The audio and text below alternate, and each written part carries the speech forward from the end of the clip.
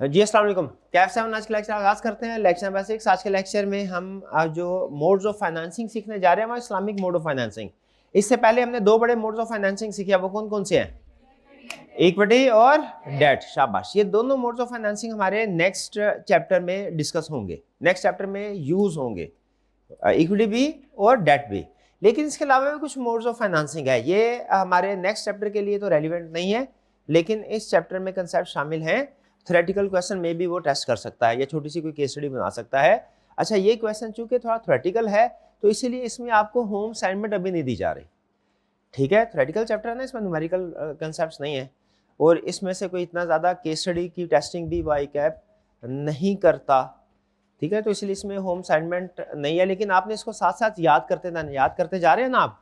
अच्छा, ये अक्सर स्टूडेंट से सवाल पूछते हैं कि सर हमने कौन से वाला जो पार्ट है हमारे चैप्टर का वो मेमोराइज करना है, किसको अंडरस्टैंड करना है। तो इसके लिए ना मैं कोशिश करूंगा एक पेज आपको बना दूं चैप्टर का, कि जिसमें हर लर्निंग ऑब्जेक्टिव के साथ मैं लिख दूं कि इसमें क्या चीज़ आपने किस तरीके से कवर करनी है। ठीक है, ये मुझे याद करवाइएगा, अगर मैं भूल जाऊं तो मुझे ये चीज़ काम की होगी कि नहीं? आपके काम की होगी, पक्की बात है, क्योंकि बिला वजह चीज़ में मेरा टाइम ना लगा दीजिएगा। कितने स्टूडेंट का ख्याल है कि यूजफुल इन्फॉर्मेशन होगी कि डॉक्यूमेंट बना दी जाए कि कौन सा लर्निंग ऑब्जेक्टिव वैसे तैयार करना है? ठीक है, ठीक है, फिर आपने मुझे याद करवाने में अक्सर भूल जाता हूँ। चलिए क्लिक कीजिए, ग्रुप के अंदर लिंक किया गया है, क्लिक कीजिए और फिर तैयार हो जाइए। तैयार है जी? स्टार्ट करें। पहला क्वेश्चन, चलिए पहले तो अब आप जो है CRN लिख लीजिए अपना। क्वेश्चन आपके सामने डिस्प्ले करते हैं अभी थोड़ी देर में, पहले CRN लिख लीजिए।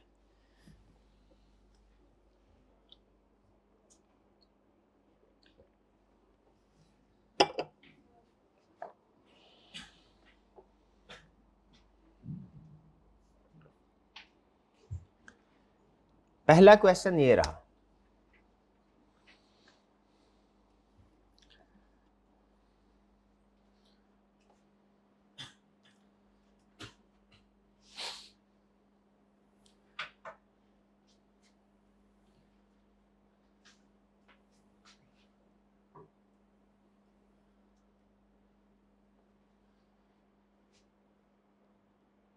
पाँच साल पहले प्राइसेस कम थी, शेयर बढ़ गई हैं, होल्डर्स कन्वर्जन करना चाह रहे हैं, इन्वेस्टर के पॉइंट ऑफ व्यू से प्राइमरी एडवांटेज क्या है? यानी convertible investor can force immediate voting rights. नहीं, इमीडिएट तो नहीं कर सकते, क्योंकि वो तो कन्वर्जन करने के बाद ही वोटिंग राइट्स कर सकते हैं ना। कन्वर्टेबल बॉन्ड पे क्या इमीडिएट राइट ऑफ वोटिंग मिल जाता है? नहीं, वो तो जब कन्वर्जन होगी फिर उसके बाद वोटिंग राइट मिलेगा। Investor can assess market condition and choose conversion only if it benefits them. हाँ, जब वो कन्वर्जन का टाइम आएगा, मैच्योरिटी टाइम आएगा, तब इन्वेस्टर डिसाइड कर सकते हैं कि हाँ जी हमें अब इसको कन्वर्ट करवाना चाहिए कि रिडीम करवा के कैश ले लेना चाहिए। कैसे, किस पे डिपेंड करेगा? उस वक्त की मार्केट की शेयर प्राइस के ऊपर। ठीक है, शाबाश। नेक्स्ट क्वेश्चन 2 ये रहा,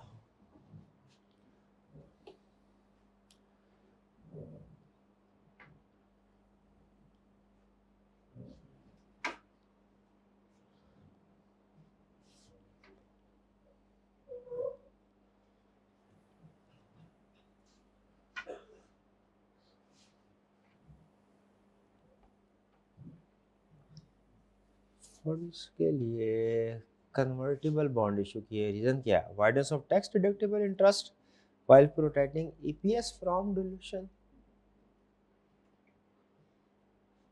नहीं, immediate dilution of equity with reduction in long term. नहीं, फ्रीडम। अच्छा, ये अवॉइडेंस ऑफ टैक्स डिडक्टेबल, ये टैक्स डिडक्टेबल इंटरेस्ट को अवॉइड करना क्या ऑब्जेक्टिव हो सकता है किसी कंपनी का? कंपनी तो ये चाहेगी, शायद इसकी इंटरप्रिटेशन में प्रॉब्लम हुई है, कंपनी तो ये चाहेगी कि टैक्स डिडक्टेबल इंटरेस्ट हो, कि कंपनी टैक्स डिडक्टेबल इंटरेस्ट को, इंटरेस्ट टैक्स डिडक्टेबल होता है ना भाई, इंटरेस्ट क्या टैक्स डिडक्टेबल होता है या नहीं?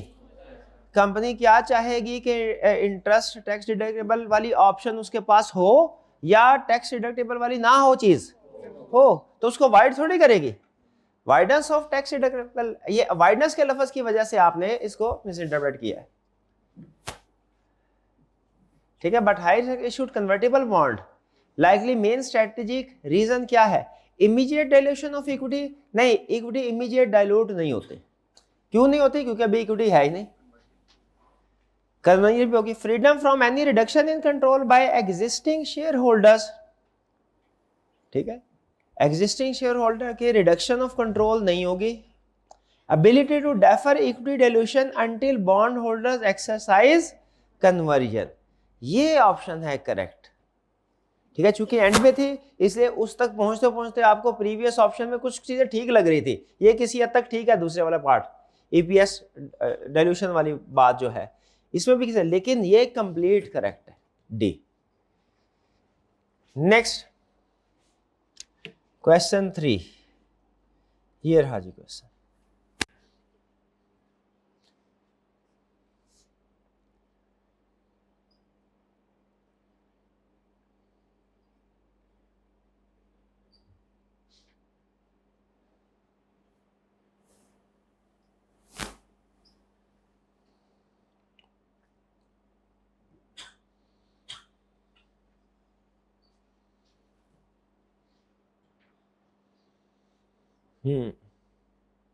कन्वर्टेबल बॉन्ड है, मार्केट प्राइस के फैक्टर्स पढ़े थे हमने।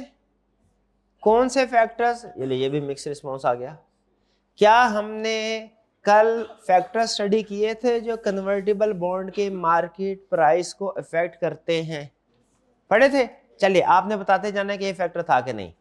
प्रीवेलिंग इंटरेस्ट रेट, उसने पूछा क्या है, which factor is least likely, जो कि यानी फैक्टर इफेक्ट नहीं करेगा वो।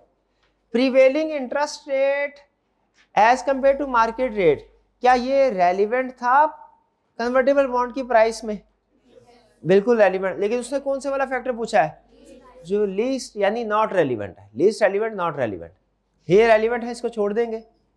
अब भाई ऐसा ही है। ये आपने शायद ये वाले स्टूडेंट पता है कौन से हैं जिन्होंने ये समझा, शायद वो पूछ रहा था कि रेलिवेंट कौन सा है, हालांकि उसने क्या पूछा था? लीस्ट रेलिवेंट का मतलब है नॉट रेलिवेंट। फिर companies expected future share performance, क्या ये भी रेलिवेंट होता है?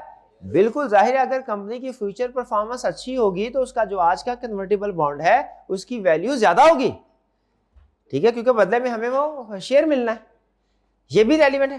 Companies dividend pay out policy post conversion, conversion के बाद कंपनी की डिविडेंड पे आउट पॉलिसी, क्या ये रेलिवेंट है? नहीं, बल्कि हमने तो यही तो वो डिसएडवांटेज में पढ़ा था ना कि dividend after conversion are ignored, तो इसीलिए ये लीस्ट रेलिवेंट है और इसी को सेलेक्ट करना था। Fourth, time remaining until maturity of the conversion bond, क्या ये रेलिवेंट होता है? बिल्कुल, क्योंकि जितना ज्यादा टाइम होता है ना, रिस्क फैक्टर उतना ही ज्यादा आता है, अनसर्टेनिटी ज्यादा होती है। क्या इन्वेस्टर अनसर्टेनिटी को लाइक करता है कि डिसलाइक? डिसलाइक करता है। तो इसमें सी ऑप्शन जो है वो हमारी करेक्ट ऑप्शन है। क्यों? क्योंकि ये नॉट रेलिवेंट फैक्टर है, इसीलिए करेक्ट है। वे समझ रहे हैं? कितने स्टूडेंट्स को इसमें लगा था कि रेलिवेंट फैक्टर ढूंढना है? रेलिवेंट है, मेजॉरिटी वाले यही है, लीस्ट के लफ्ज को इग्नोर कर दिया। नेक्स्ट क्वेश्चन ये है जी आपके सामने।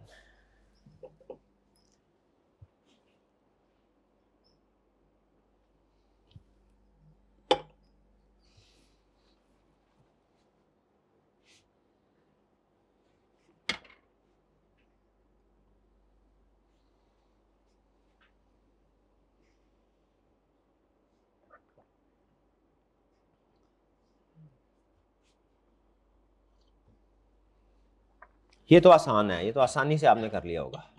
ऐसा ही है, ये बैंक से लोन लिया ना, तो कौन सा वाले कैरेक्टरिस्टिक्स मोस्ट एक्यूरेट है? शाबाश। लोन अरेंजमेंट क्विक होती है लेकिन मॉनिटरिंग होती है। ठीक है, बैंक हर महीने कहता है मुझे रिपोर्ट जमा करवाओ, हर महीने रिपोर्ट जमा करवानी पड़ती है। और बाज़ औक़ात तो बैंक की तरफ से कुछ एम्प्लॉयज अपॉइंट किए जाते हैं कि स्टॉक लेवल मॉनिटर करते हैं डेली बेसिस के ऊपर। वो बैंक का अलग गार्ड बैठा होता है इन्वेंट्री में हर रोज। नेक्स्ट क्वेश्चन,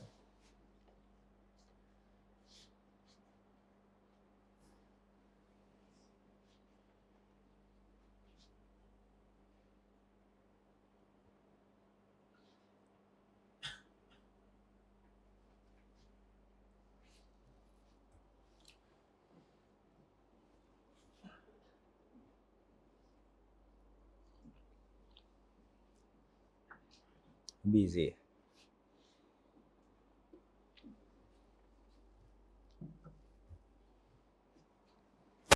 कह रहे अगर हमारा सबसे अहम कंसर्न है कॉन्फिडेंशियलिटी और स्पीड, तो बैंक लोन और लोन स्टॉक यानी बॉन्ड्स वगैरह इशू करने में कौन सी वाली बेहतर ऑप्शन होगी?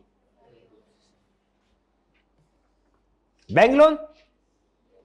क्यों? बैंक लोन में कॉन्फिडेंशियलिटी होती है, स्पीडी मिल जाता है, जल्दी मिल जाता है, वो ये दिनों में मिल जाता है, वो महीनों में। Next,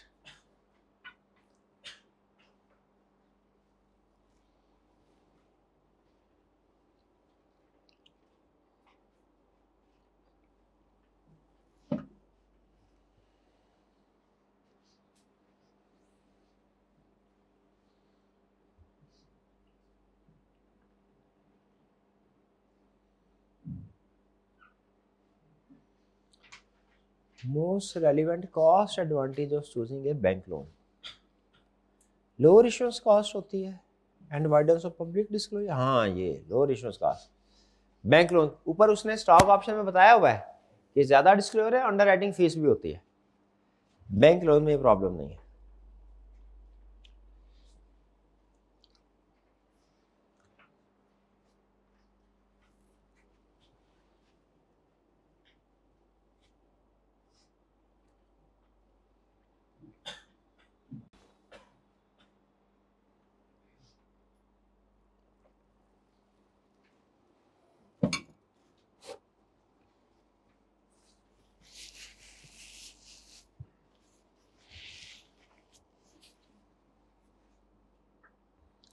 bank permits to withdraw more than discount. ये क्या होता है? ये तो काउंटिंग में ही आपने सीख लिया था, इसका तो फाइनेंस से नहीं ताल्लुक इतना।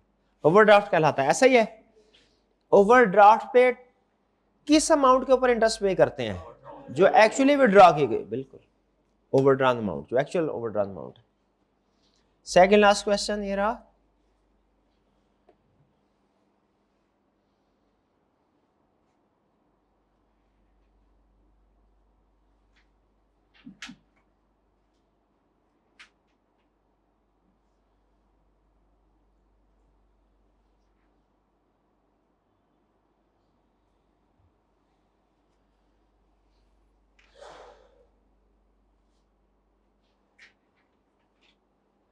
Institutional investor purchases short-term security issued by commercial bank representing fixed deposit. Which instrument has the investor? नाम क्या है? इसमें अहम चीज क्या है? अहम चीज एक है शॉर्ट टर्म और दूसरा क्या है? Commercial bank. तो ये क्या हुआ? Certificate of deposit. और अगर कमर्शियल कंपनी होती, बैंक ना होता, कमर्शियल पेपर। शाबाश। और अगर कंपनी ने शॉर्ट टर्म नहीं लॉन्ग टर्म इशू किया होता है सिक्योरिटी, तो फिर वो बॉन्ड होता है। बिल्कुल। बॉन्ड और डिबेंचर में क्या फर्क है बताया उसने? बॉन्ड सिक्योर्ड है, डिबेंचर अनसिक्योर्ड है। और लोन स्टॉक क्या होता है? ये भी बॉन्ड्स की तरह, तो फर्क क्या होता है? लोन स्टॉक वो शॉर्ट मीडियम टर्म, ठीक है, वो 5 साल के लगभग के लिए होते हैं। नेक्स्ट हमारा लास्ट क्वेश्चन ये रहा। Logistic company requires trucks for long term use.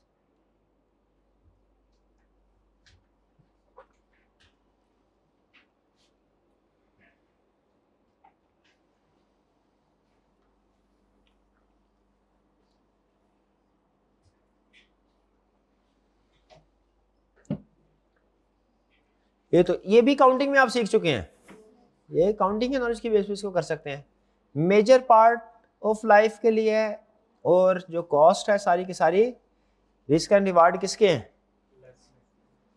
Lacing. तो ये कौन सा टाइप ऑफ लीज हुई? Finance lease. चलिए टॉपर्स की तरफ चलते हैं हम।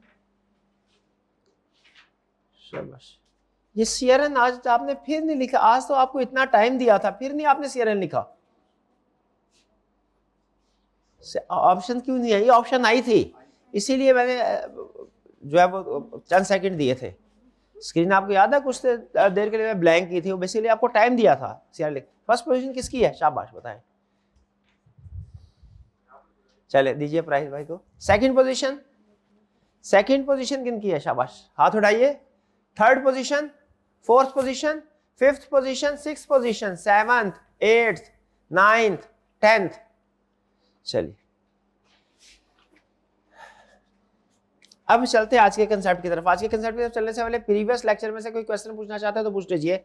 हमने क्या सीखा? हमने इक्विटी इंस्ट्रूमेंट्स के बारे में सीख लिया है, हमने डेट इंस्ट्रूमेंट्स के बारे में सीख लिया है। इक्विटी में हमारे पास इंस्ट्रूमेंट्स थे ordinary share, preference share.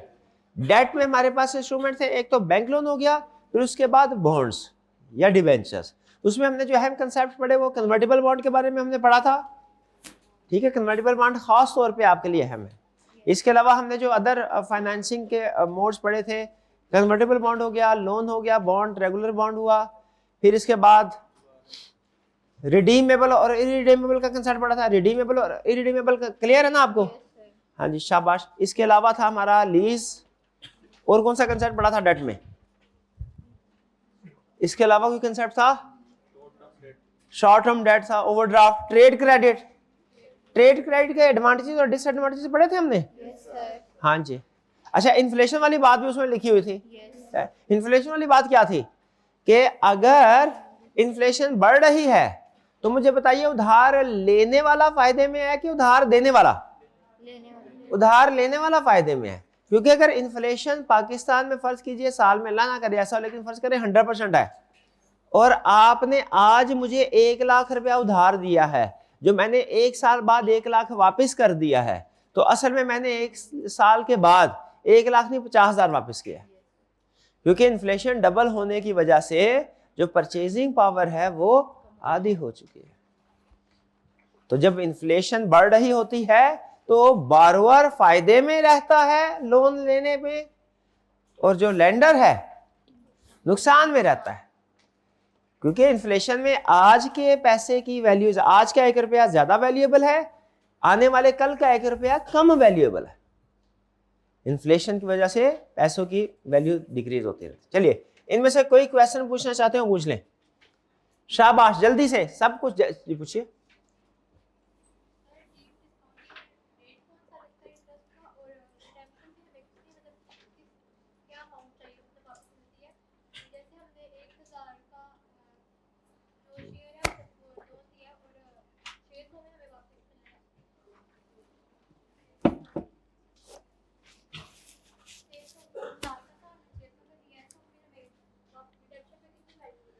Question इनका ये है कि सर क्या, थोड़ा सा रिफ्रेश कर रहा हूं, क्या डीप डिस्काउंट और जीरो कूपन बॉन्ड सेम ही है? डीप डिस्काउंट बॉन्ड और जीरो कूपन बॉन्ड सेम है? इसका जवाब हरगिज नहीं। दोनों में सिमिलैरिटी क्या है? सिमिलैरिटी ये है कि दोनों तरह के बॉन्ड अपनी फेस वैल्यू से कहीं ज्यादा कम वैल्यू पे इशू किए जाते हैं। जीरो कूपन बॉन्ड भी और डीप डिस्काउंट बॉन्ड भी अपनी फेस वैल्यू से कहीं ज्यादा कम कीमत पे, ये दोनों में सिमिलरिटी है। लेकिन फर्क क्या है? जो डीप डिस्काउंट बॉन्ड है ना, डिस्काउंट पे तो इशू किया गया है, लेकिन ऐन मुमकिन है उसके ऊपर कोई इंटरेस्ट रेट भी दिया जा रहा हो, उसके ऊपर कोई इंटरेस्ट, डीप डिस्काउंट है ना, लेकिन जीरो कूपन बॉन्ड जैसा नाम से जाहिर है वो डिस्काउंट पे तो होगा ही होगा, डीप डिस्काउंट पे, लेकिन उसके ऊपर कोई इंटरेस्ट पे नहीं किया जाएगा। इसका मतलब है जीरो कूपन बॉन्ड में जब रिडेम्पशन पीरियड खत्म हो जाएगा, रिडीम होने लगेगा, मैच्योरिटी पीरियड आ जाएगा, तो फिर उस वक्त क्या अमाउंट मिलेगी? सिर्फ वो जो बॉन्ड की वैल्यू है वो रिटर्न होगी। जिसके पास जीरो कूपन बॉन्ड है उसे हर साल इंटरेस्ट नहीं मिलना। ठीक है, ये दोनों में फर्क है। और जिसके पास रेगुलर डीप डिस्काउंट बॉन्ड है उस पर इंटरेस्ट भी होता है नॉर्मली, तो उसको इंटरेस्ट भी मिलेगा हर साल, और मैच्योरिटी पीरियड खत्म होने पे, जो मैच्योरिटी पीरियड आने पे उसको कन्वर्जन वैल्यू भी उसकी मिलेगी, सॉरी रिडेम्पशन वैल्यू भी मिलेगी उसको।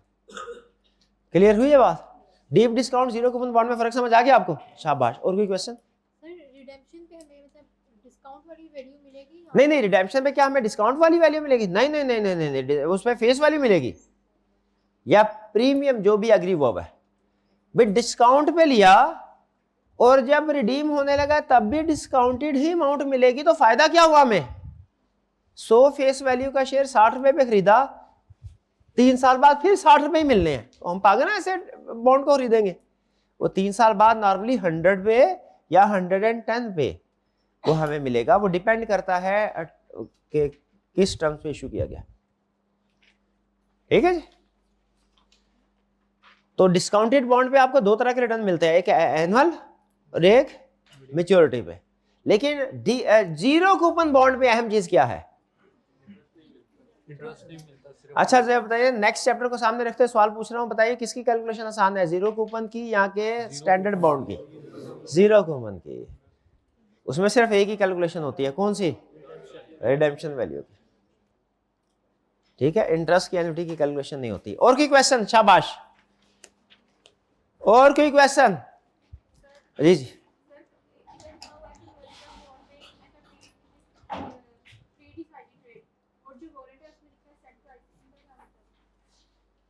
दोबारा पूछिएगा सवाल। और किस में लिखा हुआ? वारंट में सेट। Okay okay. वारंट में लिखा हुआ है कि जी वारंट आपको पता है उसमें क्या होता है कि हम इंटरेस्ट वाला एलिमेंट और कन्वर्जन वाला एलिमेंट अलग अलग कर सकते हैं। तो उसमें वो कहता है अलग से प्राइस डिसाइडेड होती है कि वो किस प्राइस पे आपने शेयर खरीदना है। ये कन्वर्टेबल बॉन्ड है, उसमें रेशियो डिसाइड, रेशियो वाला आपके लिए ज्यादा है हमें यूज होना। रेशियो डिसाइड होने का मतलब क्या है कि जब कन्वर्टेबल बॉन्ड इशू किया जाता है तो एट टाइम ऑफ इशू यानी स्टार्ट में ही बता दिया जाता है कि जब मेच्योरिटी टाइम आएगा या तो आप इसके बदले में 1000 रुपए का ये बॉन्ड है, इसके बदले में ये आपको 10% प्रीमियम पे रिडीम हो जाएगा, या तो 10% प्रीमियम पे रिडीम होगा या एक बॉन्ड के बदले में आपको 10 शेयर्स मिलेंगे। ये 1:10 रेशियो लिखी होती है। रिडेम्पशन किस अमाउंट पे होगा वो भी लिखा होता है बॉन्ड के ऊपर जब कन्वर्टेबल बॉन्ड इशू होता है। और कन्वर्टेबल बॉन्ड है तो रेशियो ऑफ एक्सचेंज यानी एक बॉन्ड के बदले में कितने शेयर मिलेंगे ये भी उसी के ऊपर लिखा होता है। तो मेच्योरिटी के ऊपर आप डिसाइड कर लीजिए कि किसको आपने, कौन सा आपके लिए ज्यादा रेलिवेंट है, जो आपके लिए ज्यादा यूजफुल है, उस ऑप्शन को सिलेक्ट कर लीजिए। ठीक है, तो कन्वर्जन रेशियो का मतलब क्या है? एक बॉन्ड के बदले में। ठीक है जी।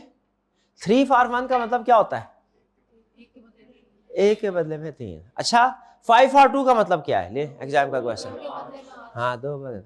अगर हमने फर्ज कीजिए 1 लाख शेयर इशू किए हैं और हम राइट इशू कर रहे हैं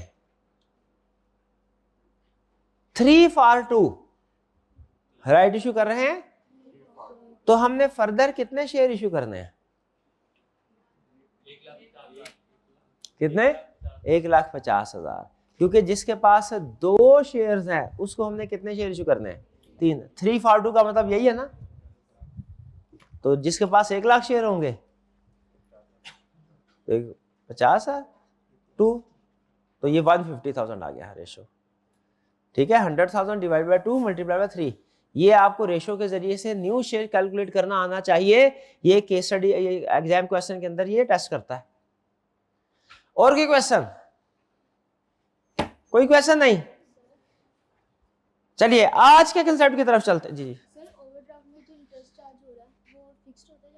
ओवरड्राफ्ट में जो इंटरेस्ट चार्ज हो रहा था वो पहले से एग्री होता है किस रेट के ऊपर होगा, नॉर्मली फिक्स है। लेकिन ये चार्ज कब होगा? हाँ जी, एक्चुअली ओवरड्राफ्ट। ठीक है, ये आप कर सकते हैं। याद रखिए जो लोन आप एग्री करते हैं वो आप फिक्स रेट के ऊपर भी कर सकते हैं, फ्लोटिंग रेट के ऊपर भी कर सकते हैं। फिक्स रेट में हमेशा फिक्स रहेगा, चाहे state bank of Pakistan market का इंटरेस्ट रेट कम कर दे ज्यादा कर दे, लेकिन फ्लोटिंग एक्सचेंज रेट में चेंज होता है, कभी कम कभी ज्यादा। चलिए नेक्स्ट आज हम स्टडी करने जा रहे हैं। आज का जो कंसेप्ट है ये, इसमें न्यूमेरिकल कैलकुलेशन जरा भी इन्वॉल्व नहीं है, आपने कंसेप्चुअली इसको अंडरस्टैंड करना है। कंसेप्ट क्या स्टडी करने जा रहे हैं? Islamic financing, Islamic mode of financing. मुझे ये बताइए क्या आप बिजनेस कर रहे हैं, हम पैसों की जरूरत पड़ सकती है? बिल्कुल, कुछ बिजनेस होते हैं ऑल इक्विटी फाइनेंस, वो कहते हैं 1 रुपया नहीं उधार लेना, चाहे जो मर्जी हो जाए, चादर देखनी है फिर पैर फैलाने हैं। ऐसा नहीं है क्योंकि बड़ा प्रॉफिटेबल प्रोजेक्ट नजर आया, जेब में पैसे नहीं है तो उधार लेके बिजनेस शुरू कर दिया। कुछ बिजनेस की स्ट्रेटजी होती है, उसे कहते हैं 100% इक्विटी फाइनेंस बिजनेस, ऐसे भी बिजनेस है, ठीक है। लेकिन कुछ बिजनेस कहते हैं भाई अगर अच्छी अपॉर्चुनिटी है तो लोन लेके भी उससे फायदा उठाने में कोई हर्ज नहीं है। अच्छा मुझे बताइए, क्या हमें सिर्फ लोन से कंसर्न होना चाहिए कि बीइंग मुस्लिम हमें यह भी देखना चाहिए कि क्या वो इस्लामिक प्रिंसिपल्स के मुताबिक है कि नहीं? क्या सिर्फ ये देखना चाहिए पैसे आने चाहिए, भाई कैसे भी हो पैसे आने चाहिए?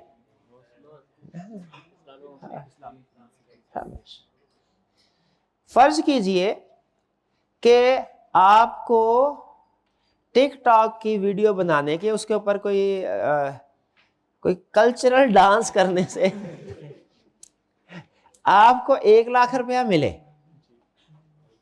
क्या, लेकिन आपको कोई मुफ्ती साहब बताए ये इस्लामिक प्रिंसिपल्स के अगेंस्ट है, क्या आप वीडियो बनाएंगे? ये एक क्वेश्चन, ये एक जजमेंटल क्वेश्चन है आपका। इसका आंसर कुछ कहेंगे कि ठीक है, कुछ कहेंगे बाद में तौबा तैब कर लेंगे आपको। लेकिन क्या मुझे जो क्वेश्चन आपके सामने रख रहा हूं वो ये, क्या हमें अपनी पर्सनल लाइफ में तो ऐसे डिसीजंस में जाहिर इस्लामिक प्रिंसिपल को सामने रखना ही रखना चाहिए बीइंग मुस्लिम, क्या हमें बिजनेस करते हुए भी इस्लामिक रूल्स को सामने रखना चाहिए कि नहीं?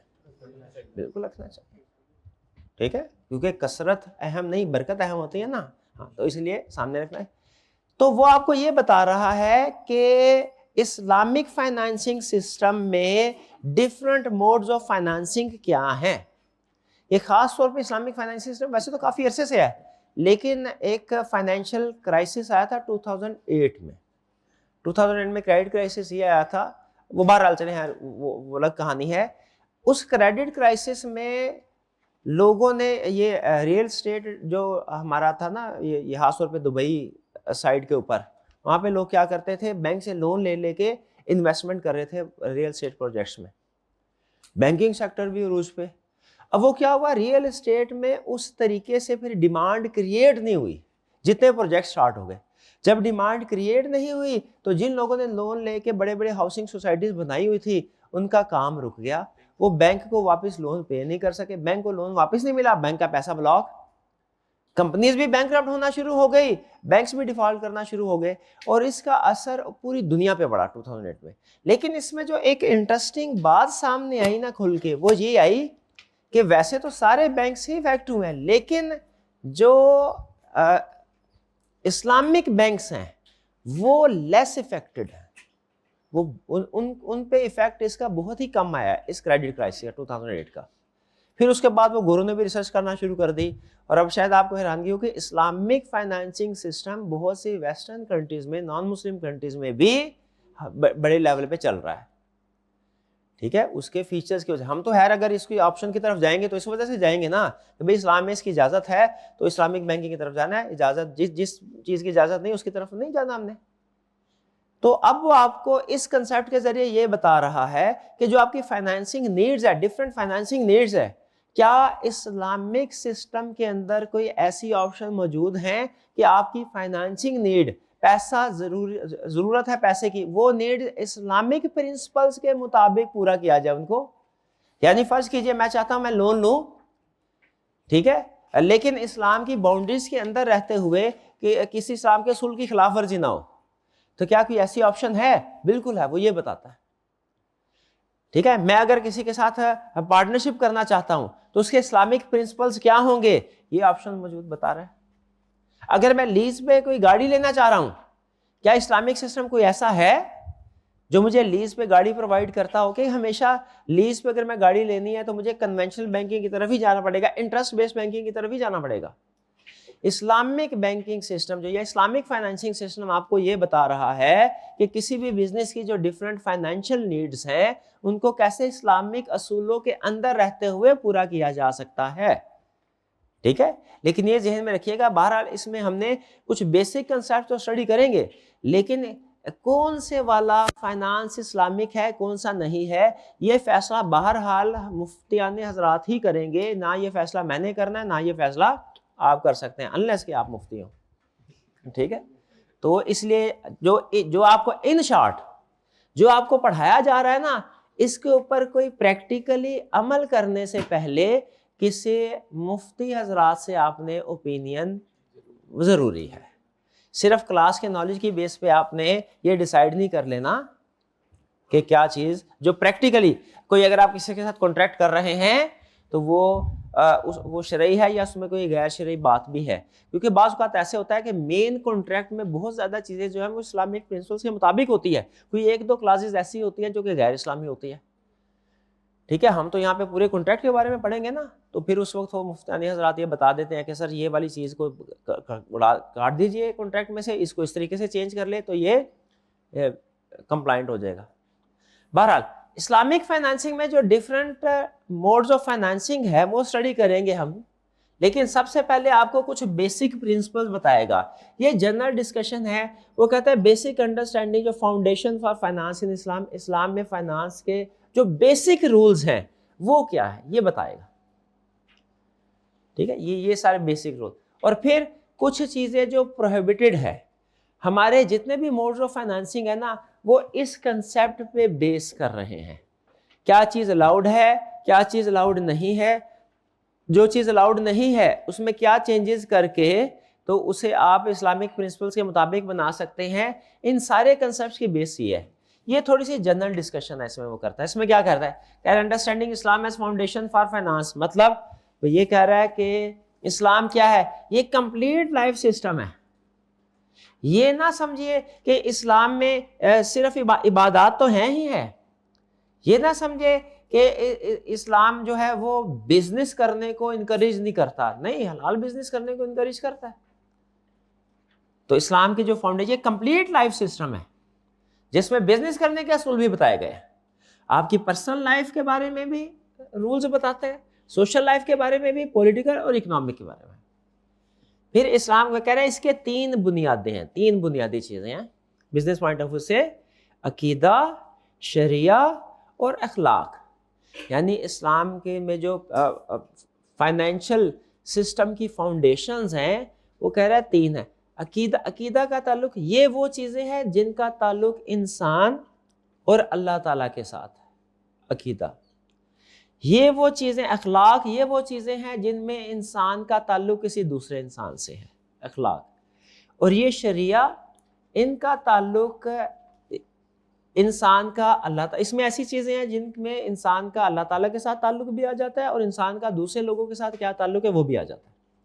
जैसे अकीदा में वो क्या कहता है कि बिल्ली अल्लाह ताला पे यकीन रखना और अंबिया कराम पे यकीन रखना, फरिश्तों पे, अल्लाह ताला की किताबों के ऊपर, रोज़े क़यामत के ऊपर और तकदीर के ऊपर, इन चीज़ों के ऊपर ईमान रखना, ये अकीदा में आएगा। फिर शरिया का मतलब क्या है, प्रैक्टिसेस, कि हमने डेली लाइफ में जो प्रैक्टिसेस करनी है, अमाल करने हैं, वो अमल करना है, वो किन असूलों को सामने रखना है। वो कह रहा है इसमें इबादात भी आएंगी और इसमें मामलात भी आएंगे। शरिया में दोनों चीज़, इबादात भी और मामलात भी। इबादात का ताल्लुक किसके साथ है, अल्लाह ताला के साथ, मखलूक का ताल्लुक खालिक के साथ, और मामलात का ताल्लुक किससे है, मखलूक का ताल्लुक दूसरे मखलूक के साथ। ठीक है, वो आपने अक्सर वो हम सुनते हैं एक दूसरे के साथ बोलते हैं कि अल्लाह ताला चाहे तो अपने हकूक़ को माफ़ कर दें, लेकिन जो बंदों के हकूक़ तलफ़ी होगी वो बंदों से माफ़ी मांगनी पड़ेगी। ठीक है, तो मामलात, इबादात भी हैं और मामलात भी है। और अखलाक का ताल्लुक किससे, मोरालिटी का ताल्लुक एक दूसरे के साथ। ठीक है, कि हम एक दूसरे की मुसीबत में उसके काम आए, ना कि उससे फ़ायदा उठाने की कोशिश करें। ठीक है, अगर हमें पता चले मेरे पास एक चीज़ है, फॉर एग्जाम्पल मोबाइल है, इन भाईजान को इस मोबाइल की ज़रूरत है, अब इनकी ज़रूरत है वो मुझे क्या बताए, मुझे पता है कि बहुत ज़रूरी है इनके लिए और इनके लिए मुश्किल हो रहा है अरेंजमेंट करना, लेकिन बहरहाल ज़रूरी इतना है कि किसी न किसी तरीके से अरेंजमेंट कर लेंगे मोबाइल को ख़रीदने के लिए। मुझे उस वक्त ये मोबाइल इनको कम प्राइस पे बेचना चाहिए या कि ज़्यादा प्राइस पे। अगर इस्लामिक प्रिंसिपल को थोड़ी देर के लिए अलग कर ले, अखलाक को अलग कर ले, शरिया को अलग कर ले थोड़ी देर के लिए, तो मैं कहूँगा भाई ये तो चीज़ खरीदे ही खरीदेगा। मैं अगर नॉर्मली 1000 रुपये इसकी कीमत है ना, अब तो 1200 रुपये। भाई मार्केट में किल्लत हो गई है इस चीज़ की, मास्क अब मिल नहीं रहे, लेकिन लोग तो मास्क खरीदे ही खरीदेंगे। वो जो पहले 20 रुपये में कोई नहीं लेता था, अब वो 200 रुपये में भी लोग लाइन लगा के, तो मैं क्या करूंगा, मैं 200 रुपये में बेचना शुरू कर दूंगा भाई, अगर मैं सिर्फ फाइनेंशियल फैक्टर को सामने रखूंगा। लेकिन अगर साथ नॉन फाइनेंशियल फैक्टर को भी, साथ में इस्लामिक प्रिंसिपल को भी सामने रखा, मैं कहा नहीं मेरा भाई है ये, ठीक है, और मैंने इनकी मदद, जरूरत के वक्त मदद करनी है, तो मैं हो सकता है कि रेगुलर प्राइस से भी डिस्काउंटेड प्राइस पे सेल कर, लेकिन उसके लिए अपना जो इंडिविजुअलिज्म है उसको सैक्रिफाइस करना पड़ता है। 12 तो वो कह रहा है ये बेसिस है।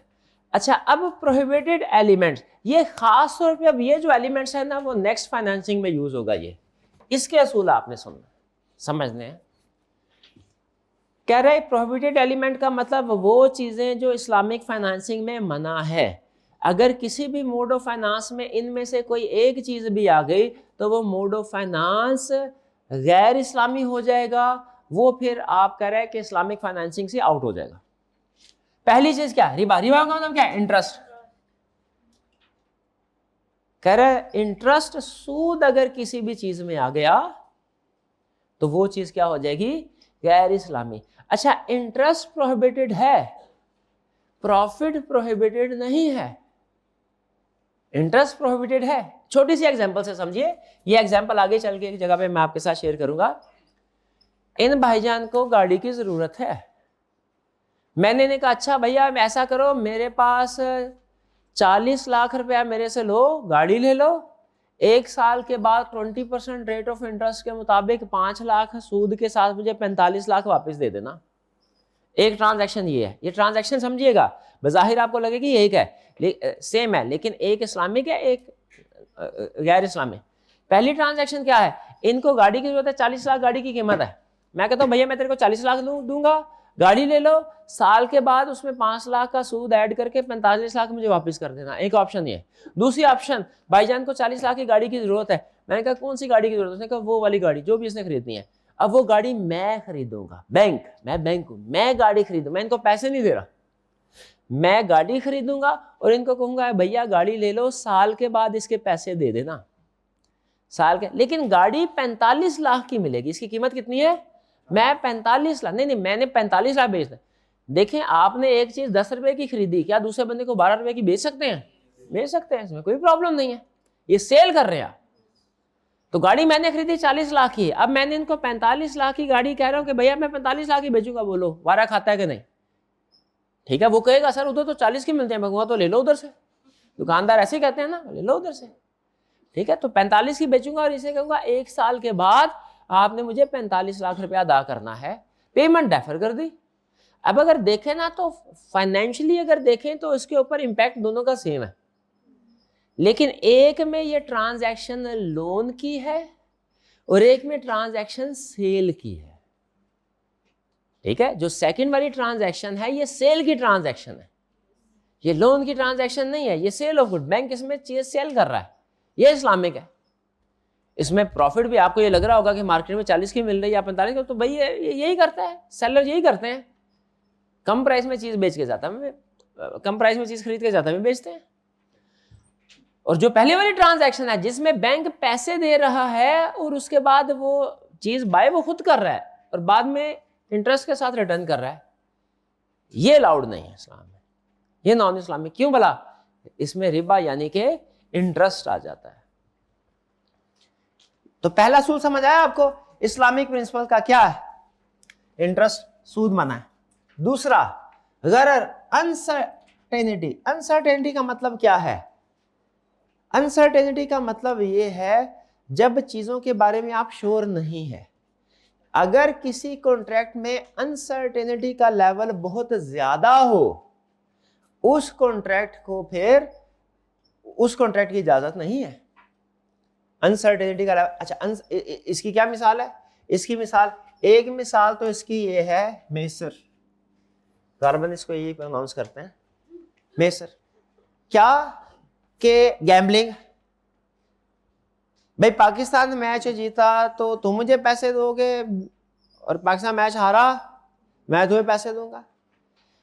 इसमें अनसर्टेनिटी का लेवल वेरी हाई, कौन जीतेगा, अनसर्टेनिटी का लेवल वेरी हाई है, वैसे इतना भी हाई नहीं, लेकिन बहरहाल वो इस्लाम जो हदूद बताता है उसके हिसाब से हाई है, जाहिर है जो जो उसूल बताता है इस्लाम।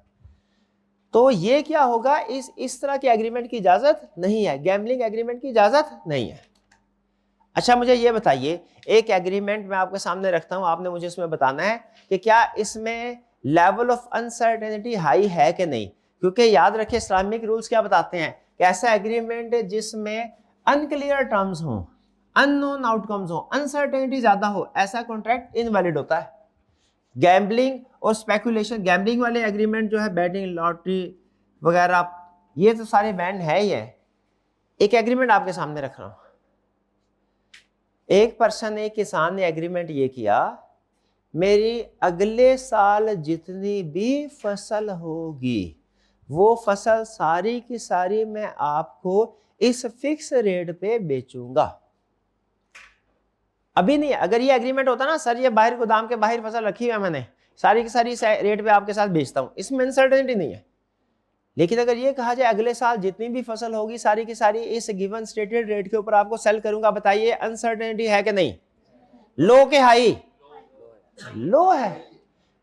कितनी भाई इस बात की क्या श्योरिटी अगले साल तक बंदा जिंदा भी रहेगा? कहानी तो यहां से शुरू करते हैं, जिंदा रहेगा, इस बात की क्या श्योरिटी है कि अगले साल से लाभ नहीं आएगा कोई?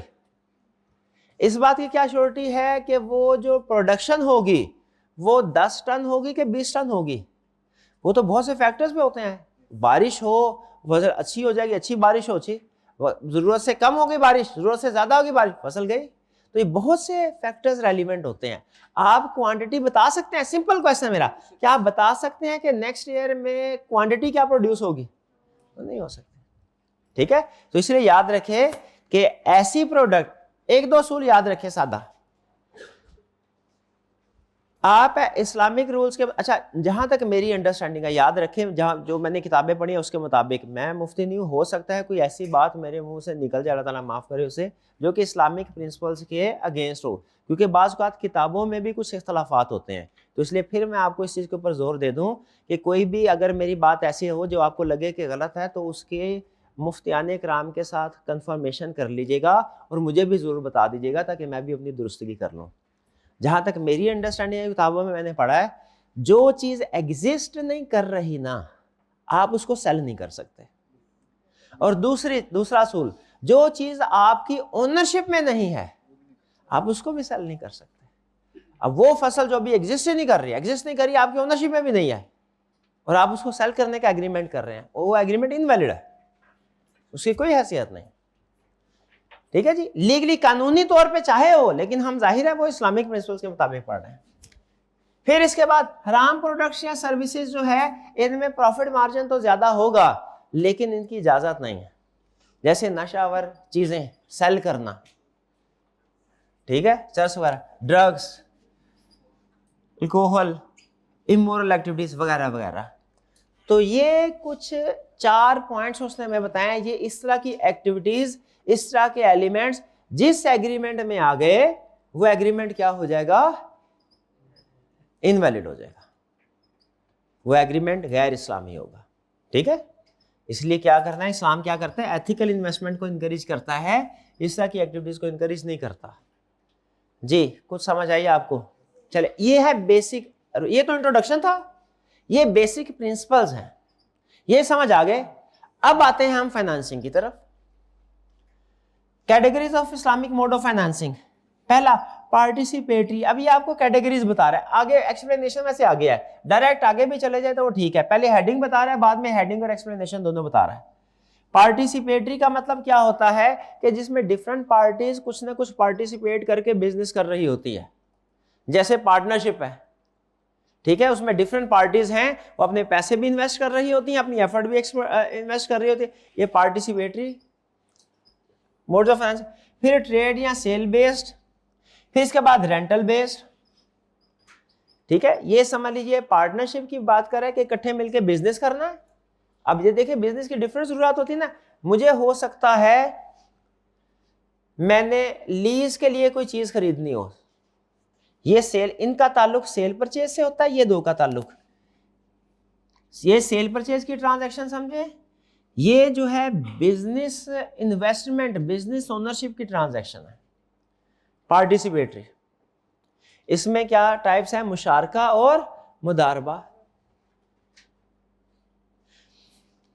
ट्रेड और सेल क्या है? जिसमें एक पर्सन किसी दूसरे पर्सन को कोई चीज सेल करता है, जैसे अभी मैंने एग्जांपल दिया आपको। रेंटल बेस्ड क्या है? लीज पे चीजें हासिल करना। तो ये 5 मेजर इस्लामिक फाइनेंसिंग ट्रांजैक्शंस हैं जिनके बारे में हमने स्टडी करना है। ये 5 है, ये अलग है। ये पार्टिसिपेटरी में 2 है, मुशारका और मुदारबा। फिर ट्रेड या सेल बेस्ड में मुराबा है, और रेंटल बेस्ड में इजारा है। ये सलाम और इस्तिस्ना ये अलग उसकी टाइप्स हैं। स्टार्ट करते हैं पार्टिसिपेटरी मोड। ये मेन, अब ये आपके असल इस्लामिक फाइनेंसिंग को डिटेल में डिस्कस कर रहा है। पहले रूल बताए, फिर एग्जांपल्स बताई, अब इन एग्जांपल को डिटेल में डिस्कस कर रहा है। रूल्स, एग्जांपल्स, एग्जाम्पल की 1 बाय 1 डिस्कशन। चलते हैं जरा। कंसेप्ट है आसान, लेकिन जरा फोकस करके पढ़ना है। मुशारका का मतलब क्या है? शराकत दारी से निकलता है, जिसे इंग्लिश में हम कहते हैं पार्टनरशिप। मुशारका के असूल क्या है? जैसे मैं ये चाहता हूं कि मैं इस्लामिक रूल्स के मुताबिक किसी के साथ शराकत दारी करूं, तो उसके असूल क्या होंगे? नंबर 1, मुशारका में होता यह है कि दोनों पार्टीज कंट्रीब्यूट करेंगी पैसे। अगर ए और बी मिलकर पार्टनरशिप कर रहे हैं तो ए बी पैसे इन्वेस्ट करेगा, बी भी पैसे इन्वेस्ट करेगा। ये होगी शराकत दारी। अगर ए पैसे इन्वेस्ट करे और बी कहे मैं पैसे नहीं, मैं अपनी एफर्ट इन्वेस्ट करता हूं, मेरे पास पैसे नहीं है, हम दोनों मिलकर पार्टनरशिप करते हैं, जितना प्रॉफिट होगा आधा आधा ले लेंगे, ये मुशारका नहीं है। क्यों नहीं है? क्योंकि मुशारका में दोनों पार्टीज का कैपिटल कंट्रीब्यूट होना जरूरी है। इसको बोलते हैं मुदारबा। मुदारबा जिसमें जो पर्सन कैपिटल इन्वेस्ट करता है उसे बोलते हैं मुदारिब, उसे बोलते हैं रब्बुल माल, जो पैसे इन्वेस्ट करेगा, और जो अपनी एफर्ट इन्वेस्ट करता है उसे बोलते हैं मुदारिब। बेसिक फर्क मुशारका में मुदारबा में बेसिक डिफरेंस समझ आया? मुशारका में क्या होता है? दोनों पार्टीज पैसे भी इन्वेस्ट करते हैं और एफर्ट भी इन्वेस्ट करती हैं, स्किल्स भी। और मुदारबा में क्या है? एक पार्टी पैसे इन्वेस्ट करेगी, दूसरी पार्टी स्किल इन्वेस्ट करेगी। अच्छा, एक इस्लामिक उसूल सुन लें। प्रॉफिट शेयरिंग है, पार्टीज आपस में जो रेशो चाहे एग्री कर ले। लॉस है तो जिसका कैपिटल है लॉस उसको जाएगा, यह असूल याद रखना है। प्रॉफिट है तो जैसे मर्जी आपस में एग्री कर लें, उसी रेशो से डिस्ट्रीब्यूट होगा। लॉस है तो लॉस किसको जाएगा? जिसका कैपिटल है उसको लॉस जाएगा। हाँ, अगर जिस बंदे ने कोई 2 नंबरी कर दी तो फिर वो जिसने 2 नंबरी की, नुकसान उसका है। ठीक है, नेग्लिजेंस का मुजाहरा किया। तो आगे चलते हैं। Capital profit sharing. प्रॉफिट कैसे? मुशारका में प्रॉफिट कैसे डिस्ट्रीब्यूट होगा? As per agreed ratio. लेकिन इंटरेस्टिंगली लॉस कैसे डिस्ट्रीब्यूट होगा? वो प्रॉफिट रेशो से नहीं, किस रेशो से होगा? कैपिटल से। लॉ में आपने पढ़ा होगा या वो आप पढ़ेंगे कि पार्टीज की आपस, लॉ ये कहता है, पार्टनरशिप एक्ट ये कहता है पार्टीज की आपस में मर्जी है तो चाहे कैपिटल लेके आए कोई, चाहे ना लेके आए, वो सबको इकट्ठा डील करता है। चाहे तो प्रॉफिट लॉस शेयरिंग रेशो जो मर्जी एग्री कर लें, चाहे लॉस शेयरिंग रेशो जो मर्जी एग्री कर लें। लेकिन यहां पे रूल क्या है? प्रॉफिट शेयरिंग रेशो जो मर्जी एग्री करो, loss sharing ratio capital contribution के मुताबिक होगी। ये बात समझ आती है? यानी इसमें प्रॉफिट रेशो शेयरिंग रेशो लगा है, लॉस शेयरिंग रेशो लगा है। मैनेजमेंट कौन करेगा? सारे भी कर सकते हैं, और हो सकता है कोई एक पर्सन कहे मैं मैनेजमेंट नहीं करता, इसकी भी इजाजत है। टर्मिनेशन कैसे होगी? एग्रीमेंट किया जाएगा, उसमें आप एक्सपायर्ड जो है वो रख सकते हैं, एग्री कर सकते हैं कि आपने इस पार्टनरशिप को किस तरीके से टर्मिनेट करना है। अब ये मुदारबा है, इसमें क्या होगा? मुशारका और मुदारबा में फर्क है। मुशारका में क्या था? सारी पार्टी ने पैसे भी इन्वेस्ट किए, सारी पार्टी खुद भी काम करने के लिए आ गई, ये मुशारका है। मुदारबा क्या है? एक पार्टी का पैसा, दूसरी पार्टी की एफर्ट। अच्छा बताइए फिर, जिसका पैसा है उसको क्या बोलते हैं भला मुदारबा में? रब्बुल माल, पैसा, मालिक, माल, पैसों का माल। और जो एफर्ट लगा रहा है मुदारिब। प्रॉफिट शेयरिंग रेशो क्या होगी भला? As agreed. और लॉस शेयरिंग रेशो क्या होगी? सारे का सारा लॉस कौन बेयर करेगा? इन्वेस्टर बेयर करेगा। हाँ, जो स्किल लगा रहा है यानी मुदारिब, अगर उसकी नेग्लिजेंस है, उसने जानबूझ के कोई नुकसान ऐसा काम किया है जिससे नुकसान हो, उस सूरत में नुकसान का जिम्मेदार वो होगा। वरना नॉर्मल रूल क्या है, रनिंग बिजनेस में अगर कोई ऑपरेटिंग लॉस होता है, सारे का सारा किसका है? प्रॉफिट 50-50 जा रहा है और लॉस 100% किसको मिल रहा है? इन्वेस्टर को। ये फर्क समझ आया इसके साथ? यहां पे उन्होंने कहा था प्रॉफिट लॉस शेयरिंग रेशो, जब प्रॉफिट जो मर्जी एग्री कर लो, loss sharing ratio capital contribution के लिहाज से।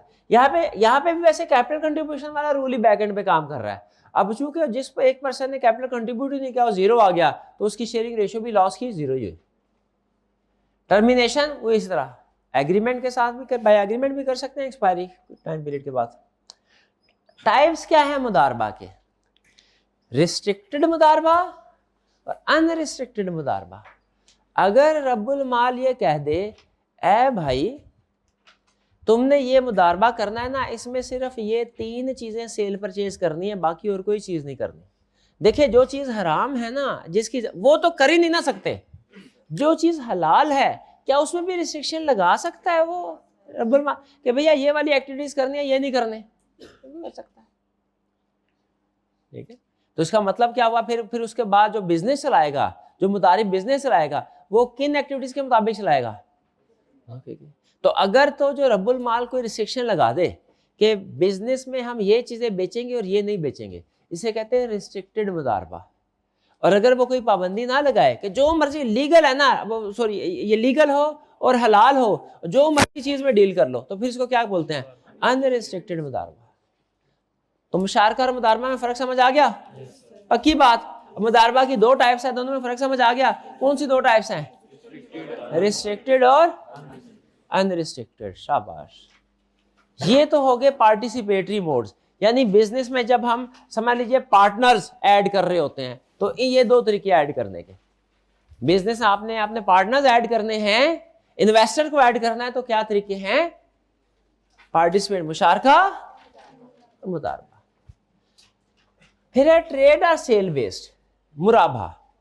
आपको पार्टनर नहीं चाहिए, आपने कोई चीज खरीदनी है, उसके लिए पैसे नहीं है, कोई चीज खरीदनी है उसके लिए पैसे नहीं है, यह है मुराबा। मुराबा बेसिकली अल्टरनेटिव है ट्रेडिशनल जो लोन का, जो लोन सिस्टम है या जो लीजिंग है खास तौर पे इसका। ये अभी मैंने आपको एग्जांपल दी ना, ये मुराबा फाइनेंसिंग की एग्जांपल थी कि एक ऑप्शन ये है कि भाईजान को मैं 40 लाख दे दूं, ये खुद गाड़ी लेके आए और मुझे साल के बाद 5 लाख के साथ 45 वापस कर दें। ठीक है, और दूसरी ऑप्शन क्या थी? बैंक उस चीज को खरीदे और इनको प्रॉफिट मार्जिन रख के सेल कर दे। ये कहलाती है ट्रेड सेल मुराबा। मुराबा में क्या होता है? मुराबा एक सेल की ट्रांजैक्शन है। मुराबा क्या है? सेल की, क्रेडिट सेल की ट्रांजैक्शन। इसमें क्या होगा? ये बेसिकली जो हमारा ट्रेडिशनल सिस्टम है ना हमारा लीजिंग का, उसको इस्लामिक मोड में कन्वर्ट कर, या उसका एक इस्लामिक अल्टरनेटिव है। क्या हो, आपको कोई अपने बिजनेस के लिए 10 गाड़ियां चाहिए, बैंक के पास आएंगे आप। ठीक है, बैंक क्या करेगा? बैंक सेलर है। बैंक आप के को जो चीज चाहिए, बैंक पहले वो खुद खरीदेगा, उसको जो कॉस्ट इनकर होगी उसमें अपना प्रॉफिट मार्जिन ऐड करेगा और आपको कहेगा भाई ये चीज 45 लाख की आपको मिलेगी। अब बैंक की कॉस्ट कितनी है? 40 लाख। उसने अपना प्रॉफिट मार्जिन ऐड किया 5 लाख, आपको कितने में बेची? 45 लाख। अच्छा, आपके पास अभी पैसे नहीं है, जेहन में रखिए, अभी पैसे होते तो आप मार्केट से खुद 40 की खरीद लेते। अब बैंक कह रहा है ठीक है आप 1 साल के बाद दे दीजिएगा।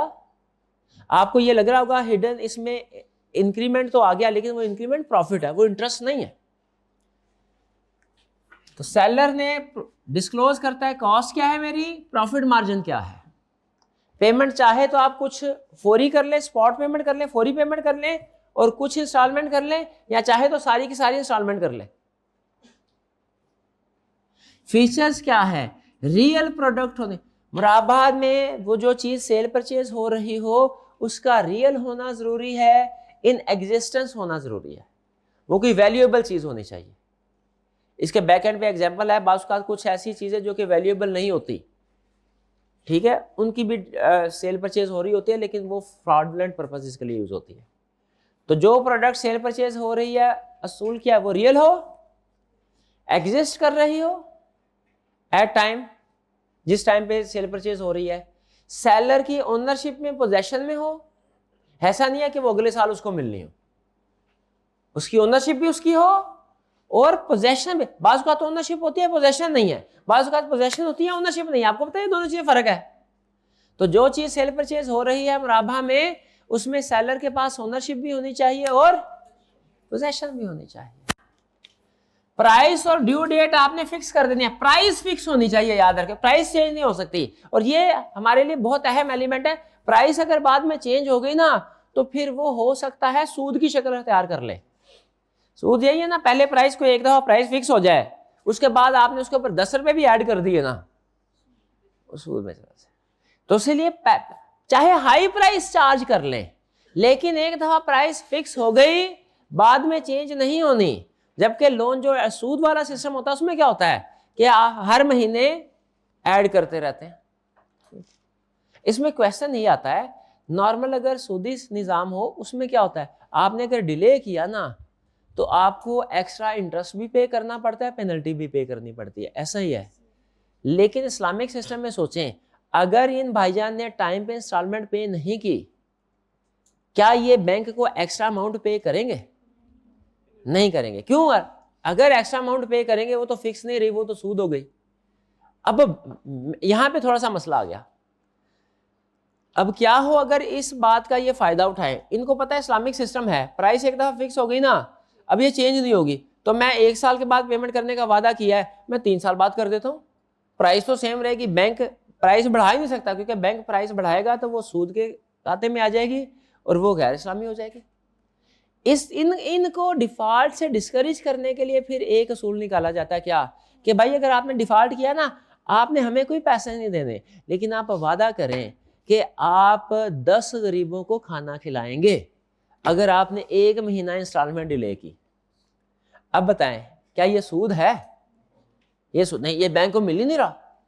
लेकिन इनको डिफॉल्ट से डिस्करेज करने के लिए तो एक एफर्ट है।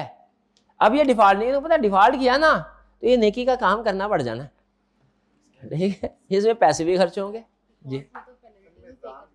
डिफॉल्ट में पेनल्टी पे करते हैं, लेकिन जो है इस्लामिक बैंक वो पेनल्टी नहीं ले सकते।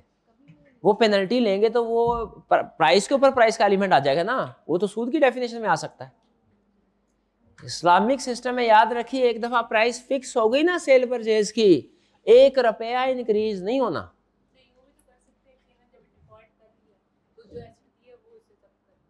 हाँ, डिफॉल्ट किया है तो जो एसेट दिया है वो उसको जब्त कर ले, लेकिन देखें वो एसेट बिक चुका है, वो इनकी ओनरशिप में चला गया है, वो नहीं कर सकते हम। वो ट्रेडिशनल जो बैंकिंग, कन्वेंशनल बैंकिंग होती है, उसमें बात रखी होती है। अब ओनरशिप ट्रांसफर हो गई ना, ये मैंने कोई रेंट पे थोड़ी दिया है, रेंट वाली ट्रांजैक्शन आगे आने वाली है। ट्रांजैक्शन किसकी है? सेल की ट्रांजैक्शन है, रेंट की ट्रांजैक्शन नहीं है, रेंट की ट्रांजैक्शन के बाद है। तो सेल के ट्रांजैक्शन में क्या होता है, आप ओनरशिप ट्रांसफर कर लेते हैं। तो जब मैंने इनको ओनरशिप ट्रांसफर कर दी, तो वो चीज इसकी होगी, क्या मैं वापस इनसे ले सकता हूँ? नहीं ले सकता।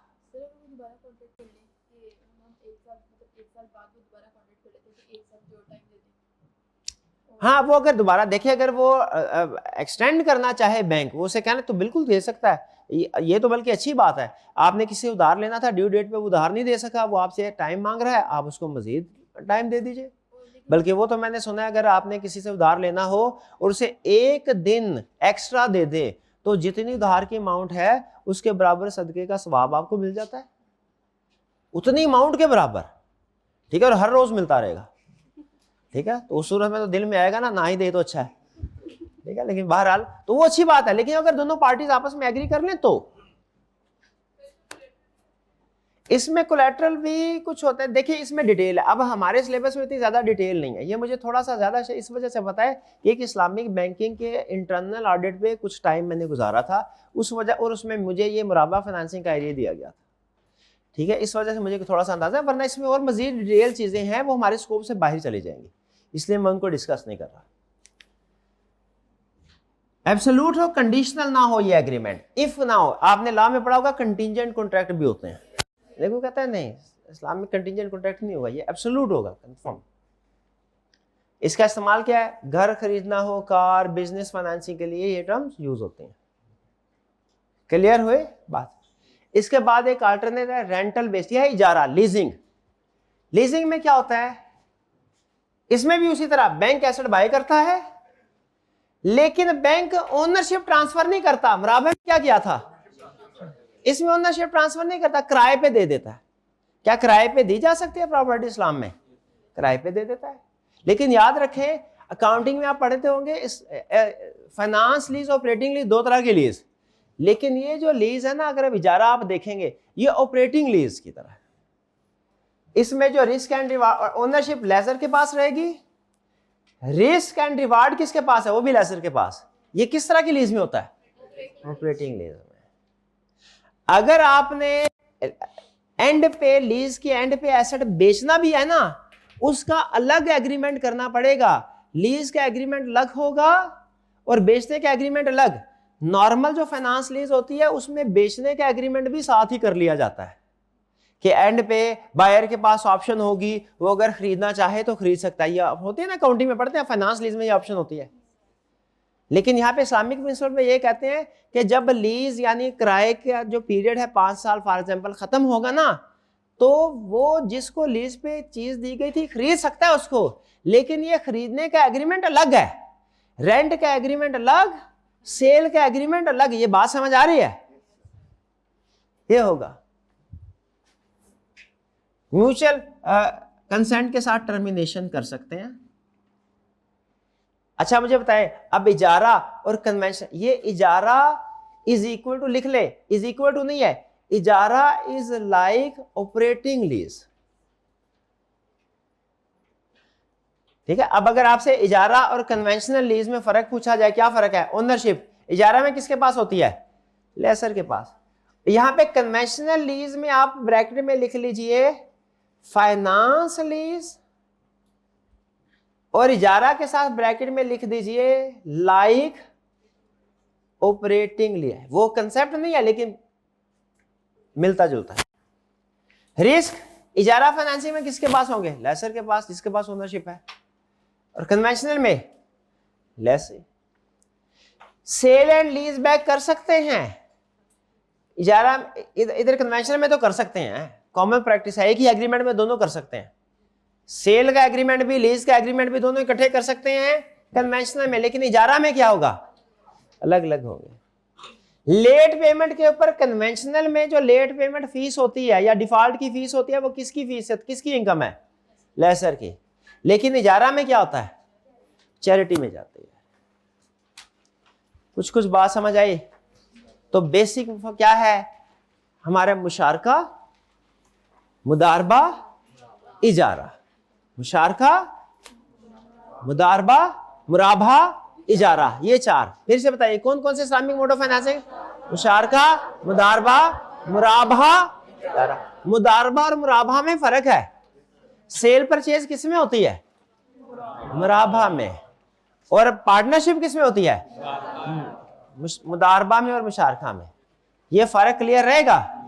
चलिए, ये था हमारा आज का लेक्चर, यहाँ पे खत्म करते हैं। अल्लाह हाफिज।